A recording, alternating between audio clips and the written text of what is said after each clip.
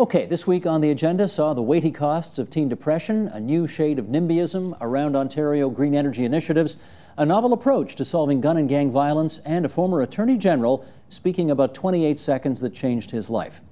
The agenda's Week in Review starts with two very personal stories about suicide. It is a parent's worst nightmare. They always wonder what they could have done to prevent their child from committing suicide. And yet many young people are suffering, often in silence, without their parents' knowledge. As part of the agenda's continuing coverage of mental health issues, we present two first-hand stories of suicide. Lynn Keene is here, suicide prevention advocate and writer whose son Daniel took his life while studying at college. He was just 23 years old. And Andrew Lawton is here, mental health advocate who tried to kill himself and thankfully was unsuccessful. Welcome back to you, Andrew. Lynn, nice to have you here for the first time. Thank you for having us. I hate like hell to do this because, I feel like I'm making you relive the thing, but, we're trying to understand this more, and you've had firsthand experience with it. So tell me about Daniel. What was going on in his life at the time that he took his life? Well, at the time, we didn't know what was going on. There was two boys that we loved. We only knew one of them, unfortunately. But I'll take you back to the day. Actually, in 2007, Daniel had started a summer maintenance, a seasonal business. So in late spring of 2009, he was heading north to our cottage to collect files for his taxes for that year. And he was going to return home for dinner. And when dinner passed and we didn't hear from him, we tried to reach him. He responded by text, saying he had gotten away late and that he was going to see a friend in Toronto. This all sounds pretty normal so far. Very normal. He's 23 years old. We were getting frustrated, but at the same time, he was busy. But by late that evening, we lost all contact. And it would be the next morning when we received word that our son had taken his life.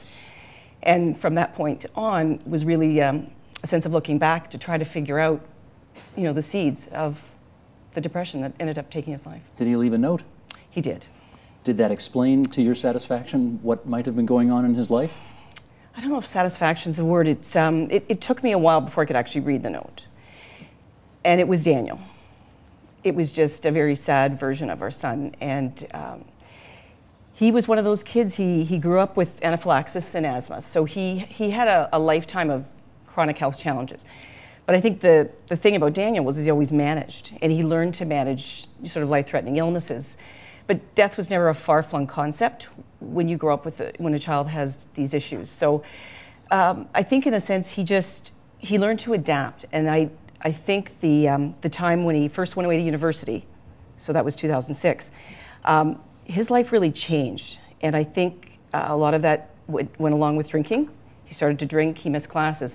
He started to have some sort of self-hate, sort of the beginnings. A lot of that's typical again though, it's typical. I guess there's so many things that happen in young people's lives that we could say it's just part of growing up. But I think having been through this experience and living it day to day, the rest of our lives, there are some really critical things that, while we hope they're just part of growing up, in fact, I think there are key things that we can look at as parents and say, that's not part of growing up. That's a problem. And it may only be one problem, but for our family, we never equated sleeplessness or loss of weight or missing classes or even the drinking that he had started in 2006 to suicide. We didn't even equate it to a malaise biggest depression. We just thought he was struggling, and I think when I look back, we tried to fix the symptoms. So we tried to get him counseling and let's move past this. I'll deal with it myself, Mom. And Daniel always adapted, so we gave him the benefit of the doubt.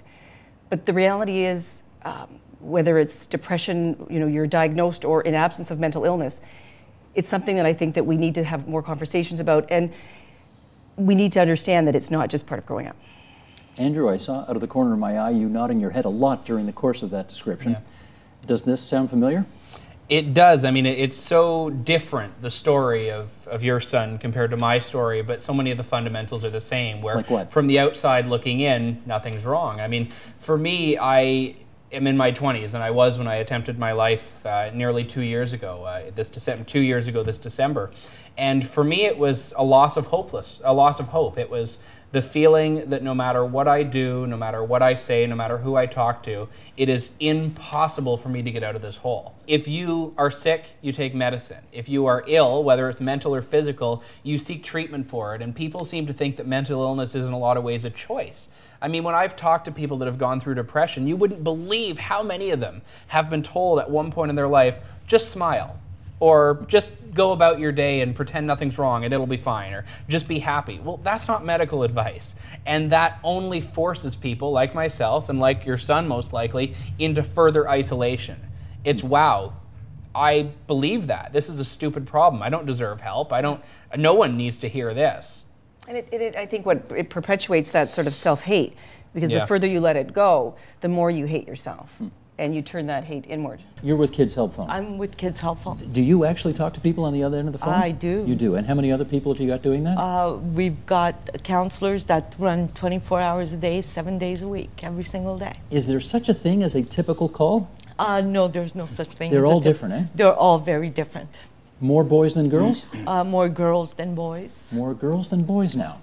Any More theories girls on that? than boys. Theories, certainly I think girls are socialized a little bit more to talk about what they feel. Boys, it's a little bit harder for them. But certainly when we do get, calls from boys, we're glad that they finally had the courage and the strength to reach out and realize, and not to minimize what, girls certainly sometimes will call us more often saying, I'm feeling this way, I don't know what to do. But with boys, it's so much harder to get them to, to that point where they're saying, I'm not sure what to do here. You're with a school board, so you're dealing with students all the time. Kids at that age, if they're boys, want to be so macho and not show any, adverse emotion at all. You finding that to be difficult as well in terms of getting boys to open up on this? I think generally that's true. Certainly, one of the messages we want to deliver loud and clear to the students in our system is that if you're having difficulty, if you're experiencing distressing thoughts or feelings, you really need to talk to someone. You need to talk to a trusted adult, and that's normal. We've all heard this expression now, helicopter parents, who are hovering around their children 24/7 today in a way that they didn't, say, 1 or 2 or 3 generations ago. And Claire, I wonder whether that contributes to a delaying in the maturation by our children to the point where they don't know how to deal with life's crises as they arise, and as a result, they are not equipped. We've heard that expression already today. They're not well enough equipped to deal with big problems as they come along. That's the theory. Can you discuss? Okay. Let me put it that way. You're just tossing all your favorite theories at me. There you go. Want a thumbs up or thumbs down? Yeah. Again, like the other piece you brought up, parts of that make sense. So the parents are more involved, and it may possibly undermine kids' independence and problem solving. And we know that problem solving and decision making skills are protective factors against suicide. But to sort of string those together and say, therefore, helicopter parenting is contributing to suicide, I think would be quite a stretch. And I think that what's hard about this too is that, when we talk as researchers, we talk about predictors or protective factors or risk factors at a group level. And when you look at any one case, those may or may not apply. And I think it's been pointed out really clearly that people could have really good relationships with their parents, even though in another case that might be a risk factor, or that pre-existing medical conditions are a known risk factor, and that maybe for another child, poor decision making and coping may be more of a risk factor. One of the things we know is as children or adolescents or adults get closer to suicide, there's a really significant constriction in their cognitive abilities. So it's like all the possibilities just start to kind of narrow in until suicide is really the only possible option. And I think Andrew spoke to that. So when you talk about the impact of parenting styles on decision making and problem solving, that it doesn't, I think, really extend into someone who's in a deep clinical depression with that cognitive restriction where all they can see is the only way to stop the pain is to do this. Is there a way to tell the difference between normal teenage moodiness / angst / whatever and something more serious like clinical depression, which could lead to suicide? Well, I think some of the factors that would differentiate between those two situations would be the intensity of the mood disorder. I'm using that word disorder loosely here. Mood, the mood you're seeing, the intensity, the duration, and how much is it interfering with the person's ability in their daily life. You know, we all go through moody periods, and we all know, anyone who's had a teenager or met a teenager, that it's an incredible time of change and moodiness and mood swings. And you're right, that is normal. But really, if it goes on for a period of time, it's intense and it's debilitating in some way in terms of their functioning in their daily life, then that's a problem that we need to look at a little more closely. Michael, I want to take you to August 31st, 2009.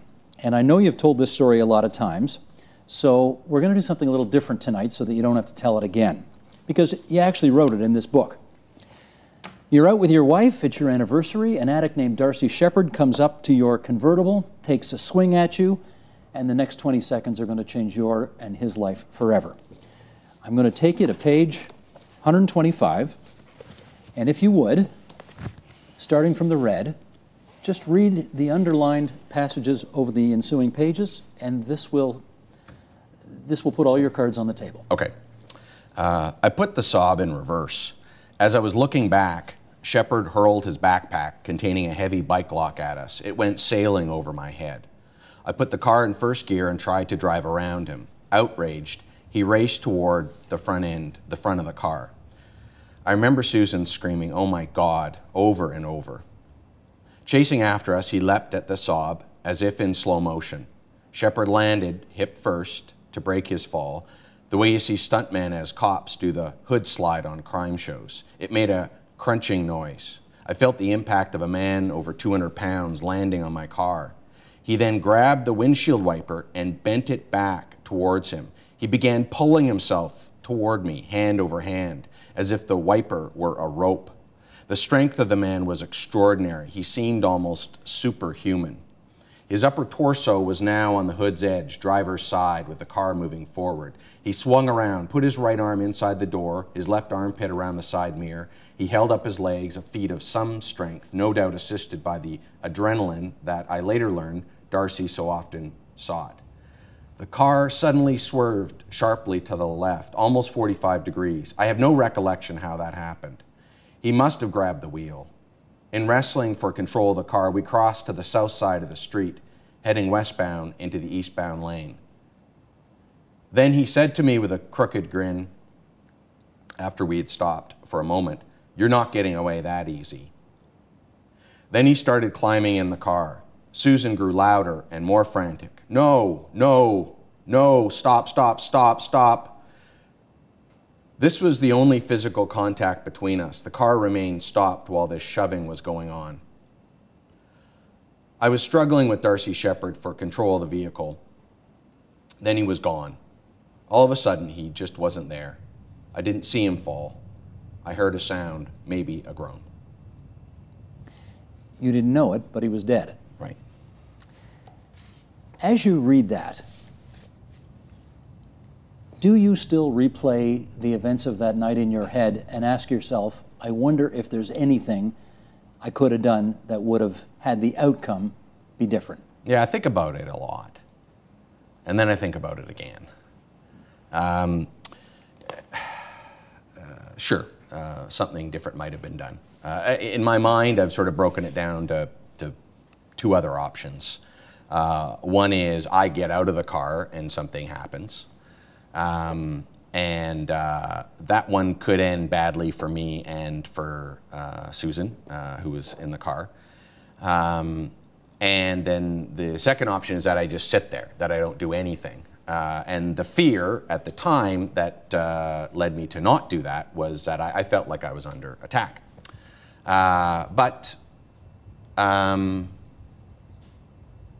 I think getting away from a situation that to me seems so threatening, I think that was I think that, you know, obviously knowing what I know now, I never would have left the house in the first place. I never would have got in the car. I would have put the top up and so on. But under the same circumstances, I probably would have tried to get away again.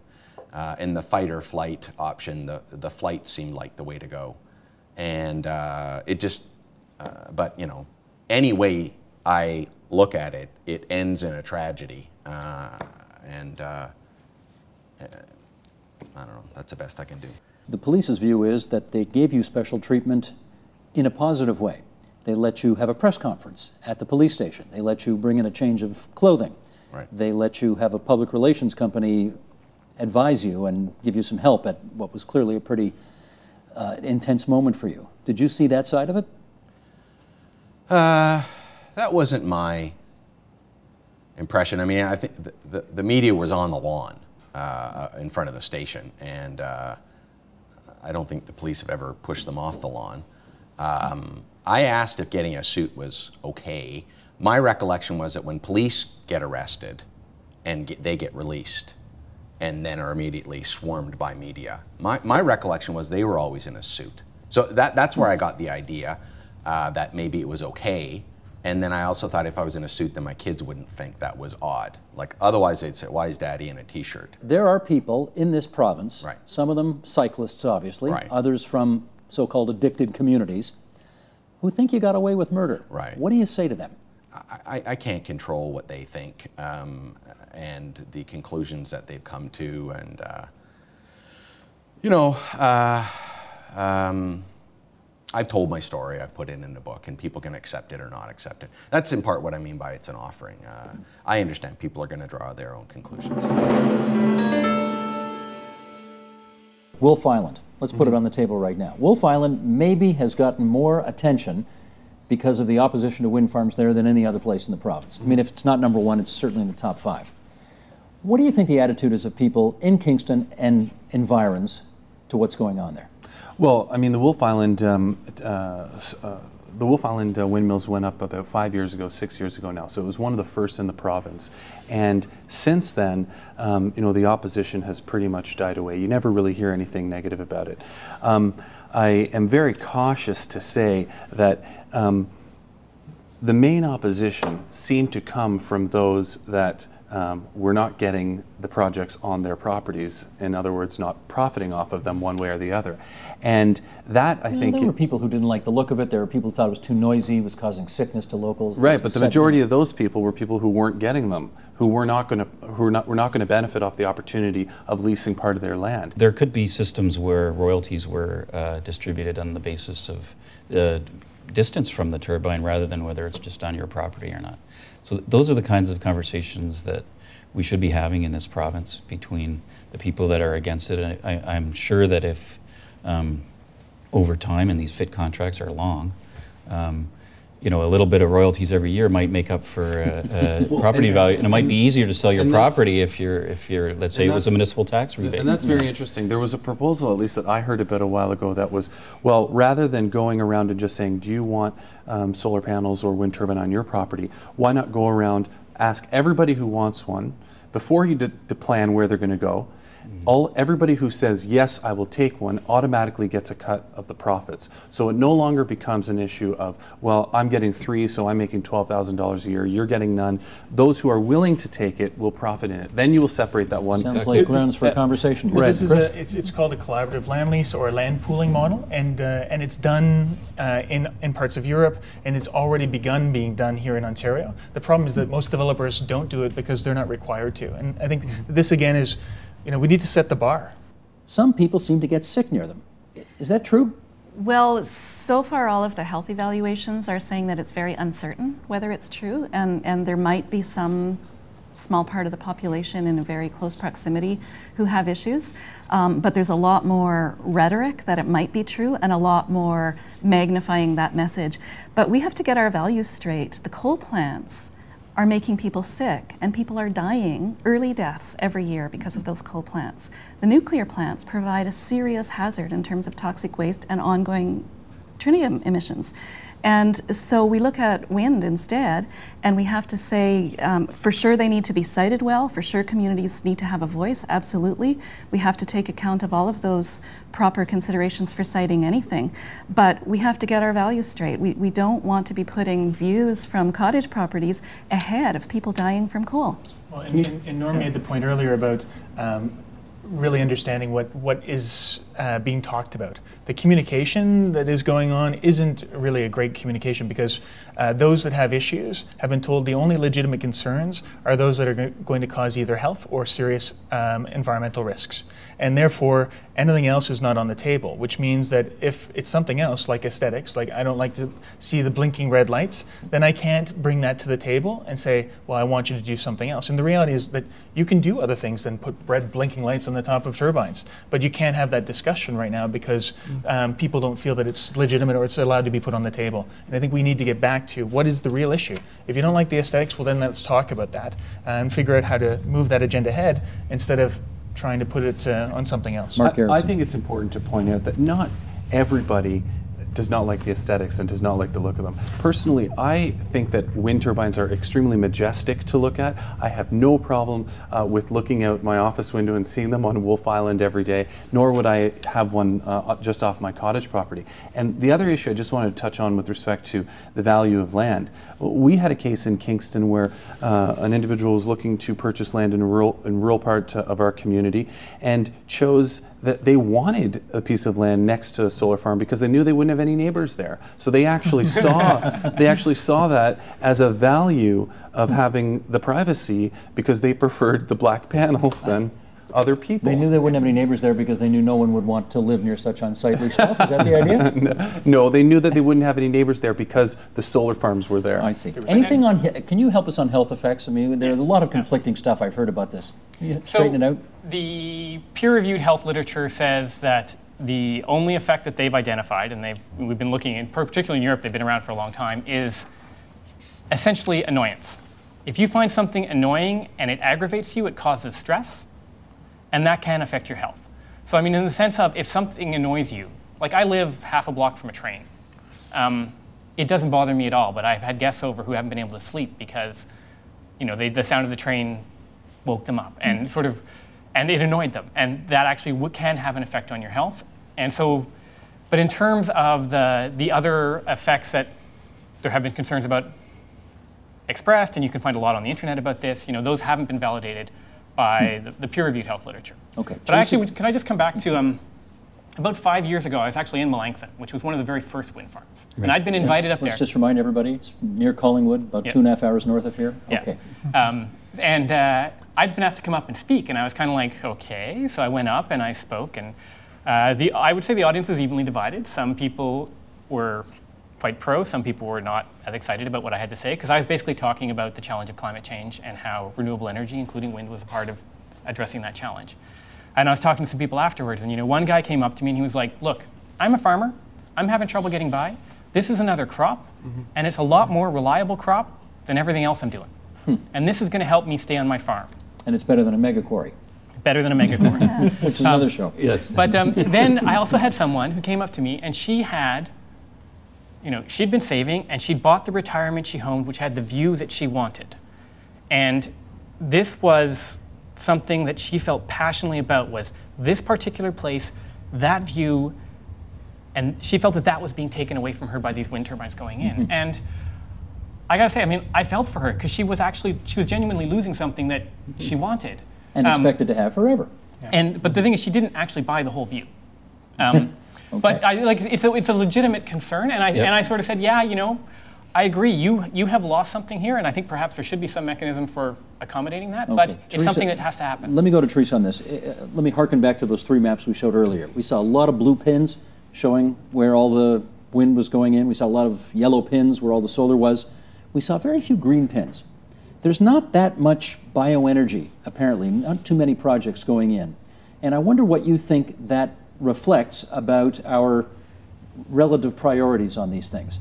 Well, it's partly the state of technology, but we have to distinguish in bioenergy between those things that are taking advantage and getting the energy out of things we're going to do anyway, like manure, for example, that's being generated by livestock or food waste, and getting some energy recovery out of that material before you put it on the field for nutrient, versus taking domestic garbage and starting to burn it in order to recover energy, which we really don't want to see. So partly it's about the fact that there's been not a very good delineation of the lines between those things. And we certainly have advocated that anything that has to do with burning garbage, we don't want to see that defined as biomass or bioenergy. The other thing is some of the opportunities for biomass are waiting for things like conversion of the coal plants. And we have to look at, all right, if we're going to be taking corn stalk or some of the slash from the forest, are we doing that in a way that we're not depleting the soils in those places? So there are a lot of issues in those projects that still need to be solved. Your boss, the Chief of Toronto, Bill Blair, had to say after that shooting in Scarborough, which you used to represent in the Ontario Parliament, earlier this year. He said, "This is not only unprecedented in Toronto, I've been a cop for 35 years, this is the worst incident of gun violence in my memory. It's a very shocking event. A lot of innocent people were injured tonight." Irvin, I want to start with you, and then we'll come back here to Toronto and go around the table on this. Do you agree that this time it's different? No, I don't. I think Toronto has had a gang and gun problem for some time. We just have to look at the incident, the Jane Kreber incident, and if we want statistics, we just have to go on the Toronto police statistics. I'm glad that this particular event got headlines, but I think Toronto and the Ontario government have been very slow in investing in what we know would actually stop this gun violence. And I think it's long overdue that we got real action. Lee Kent, do you think this time it's as unprecedented as the chief suggested? No, I don't believe so. You don't think so either?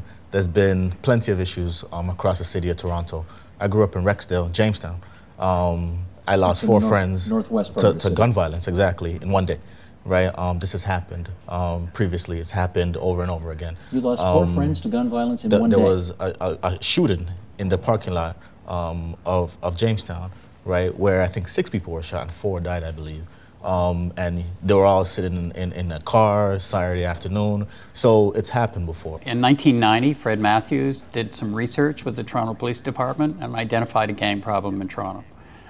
So we've been struggling with it for years. We have more than 1,500 young black men and women in the city of Toronto have been murdered through gang violence and gun violence. This didn't happen overnight. This has been 15 years in the making. We have guns on the street. We haven't done a concerted effort. We've put more money into suppression efforts, but we haven't coordinated what we do. Alvin Curling, you were co-author of a report that was undertaken after the so-called Summer of the Gun. Are we in an unprecedented stage right now?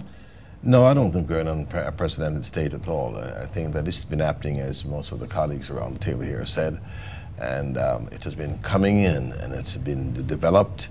The resources are, I would say the resources are there, but never implemented. So therefore, it's a time I'm not quite sure if it's great that it's profiled now or what have you, because people are dying.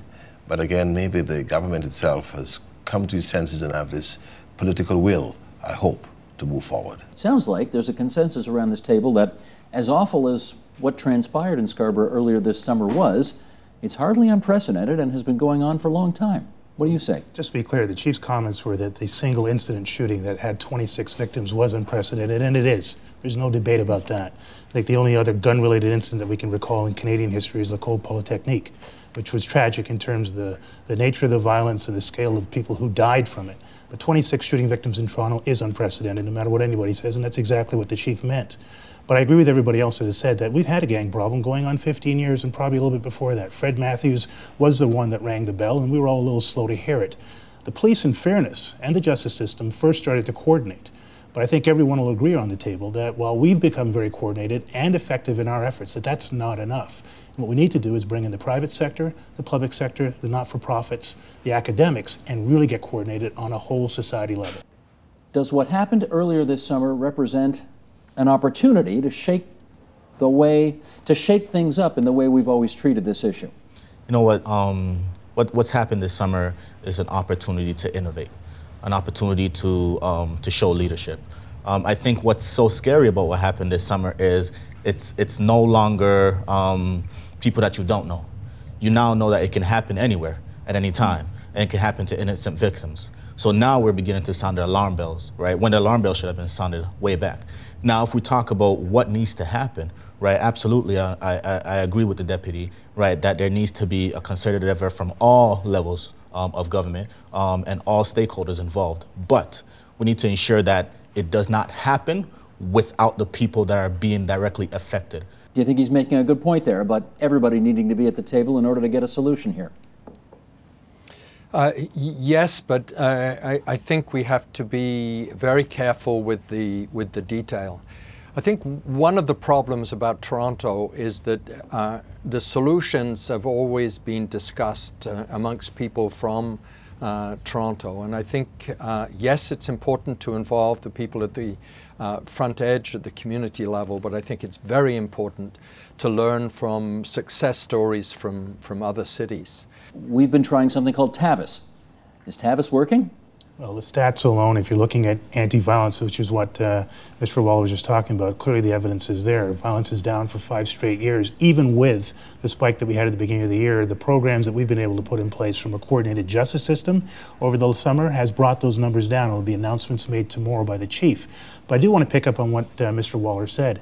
There are other practices, evidence-based and reality-based, in other major urban centers in North America that we do need to explore. We actually had the folks from Boston come up about 8 years ago, but we didn't follow through. We're now in discussions with David Kennedy, who's the academic who brought that piece of business to Boston. He's also taken it on as drug market interventions into the High Point experiment. For 1 second. Who's the we that didn't follow up and follow through? We, collectively. I'm not here to point fingers of blame. The Toronto Police invited members of the Boston community that were involved in that to come up and speak to us, but they also toured around the city and spoke to many of the stakeholders, including the elected officials of the day. But what do we mean? So Politicians, collectively, we. cops? Who's the we? Everybody. Social workers, everybody? Everybody. Huh. Everybody. John, do you feel like you're part of the we that didn't follow up on all of this? Well, I'm not sure we're all... In fairness, sorry, I meant follow up on the meeting that we had with the folks from Boston. I did not say that we didn't follow up on the need for a coordinated, committed effort around anti-violence in the city. There's been great efforts. There's a reason why Toronto remains the safest city in North America for this type of gun and gang violence, because we have been committed. Have we been completely effective? Have we done enough? No, we haven't. We haven't followed up. We haven't been consistent in the follow-up. I think from the community partners' point of view, LECAN identified that, you know, it's been short-term measures. So we take our foot off the gas, we get some funding, we respond really quickly, and then it disappears. And I think we need a cross-sectoral approach. So we need in the city multiple partnerships, but you need to sustain those efforts and there needs to be real funding. Most programs, and most certainly community-based programs, are funded project by project, which might be 6 months to 6 months. You can't sustain efforts. At the neighborhood level, we've never undertaken a really sustainable effort at culture change, changing the norms, shifting to social housing. If we look at the priority neighborhoods, most characterized by social housing, most in deteriorated conditions. I was thinking on the way over where we tried to get youth after the 2005-2006 shooting, LECAN in Jamestown, and we were looking for employment opportunities for youth. We went to TCHC, it was part of the table, as well as another Community Housing Toronto Community Housing Corporation. And we said, let's create some employment but meaningful change, and can we build ownership for youth for the place they live in? So we had a couple of ideas around doing that, and what we got back was, no, we don't have the budget, we can't do it. So then at one point we tried to redo a basketball court. And we went to the city, we went to TCHC, Toronto Community Housing, to get a coordinated effort to create some recreation for youth. How'd that go? It didn't go. That's what the action plan is all about, we hope. And this is what I'm about, to make sure that coordination happens, to make the work across the silos, to bring more people from the community at the table who will make those decisions, and not only depending on other outside studies, but the action plan strategy is to do just that, to bring those silos working together, more than 4 or 5 ministries, because there are about 14 ministries that actually have some sort of an impact on youth. Irvin Waller, criminologist at the University of Ottawa, we thank you for being there on the line from the nation's capital. Alvin Curling, the former Liberal MPP from Scarborough for 20 years, co-author of The Roots of Youth Violence. LECAN Oluwai, Executive Director for Youth Initiative. Peter Slowly, the Deputy Chief of the Toronto Police Service, John Sodden, the Executive Director of the Canadian Training Institute, and Breaking the Cycle. Thanks so much, guys, for this. That's the Agenda's Week in Review. We do it every Friday on the program this year, and you can see all of those programs in their entirety on our website, theagenda.tvo.org, or you can find them on our YouTube channel, youtube.com/theagenda. Support Ontario's public television. Donate at tvo.org.